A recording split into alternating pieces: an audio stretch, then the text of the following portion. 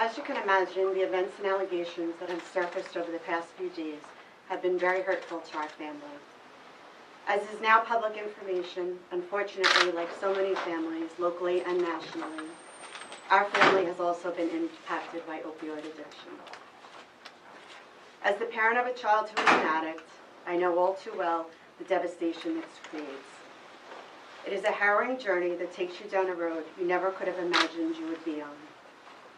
Instead of choosing a college campus for your child and visiting them on Parents' Weekend, you are choosing a rehab and visiting them in prison. I know this personally. I have been there. I also know how you spend every waking hour wondering if the next phone call you receive will be a devastating one. You spend every waking hour trying to cope with the addict's illness and find ways to help them, while at the same time trying not to lose yourself or your family. It is a crisis I wish on no one.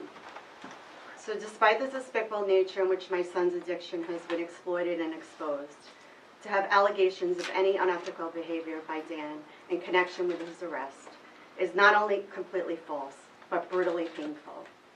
And to have this concealed behind an anonymous mask makes it all the more shameful. While we know that our lives must be public to some degree, there are certain things that should not be used for political enterprise, and the struggle of an addict is one of them. Thank you, Serena, for sharing the struggles that my family has been going through for many, many years, privately, until some anonymous person decided to allege false allegations against me and my role as your congressman. And I influenced the police department to take action that Timothy wasn't entitled to.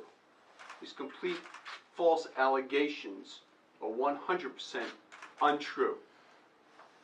Today we are asking the House Ethics Committee to expedite this investigation, to bring this person forward, and to let them put their evidence forth. And we're going to have that person under oath testify about this evidence that they claim to have, and also talk about their co-conspirators, the people who coaxed them to bring forth this allegation, the people who instructed them on how to file an ethics claim against a member of Congress. One of the differences, and many times people have a difficulty distinguishing between candidates when people are running for public office. The main distinction between me and my opponent was the difference in our integrity. My opponent has lied to this community. My opponent told this community he was innocent of charges that were brought forth by the Justice Department against him. My opponent told this community he would be exonerated from those charges. My opponent, during his allocution of when he pled guilty and abandoned this community, having no voice in Washington during the last term of Barack Obama's administration, my opponent admitted to lying under oath during a deposition. I have lost friends because of the integrity of my office and the importance that I put on that. I lost the conservative line in one of my re-elections when I asked the court to appoint a special prosecutor in Jim Molinaro's grandson's case. I have never used my office for anything other than the purpose in which I hold it, to represent the people who sent me to Washington. But to use our family and the addictions that so many people are going through with their own families for a political gain is disgusting, outrageous, and the public should know about it. I am asking my opponent to denounce this. I'm asking him to come forward and tell us whether he had anything to do with it.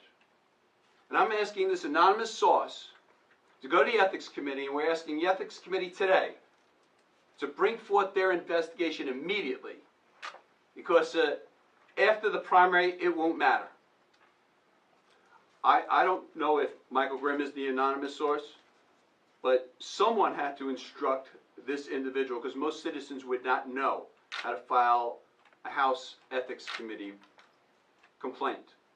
Someone who may know is a person who has had allegations made against them for threatening to throw a reporter off of the rotunda after the State of the Union address, for FEC filings.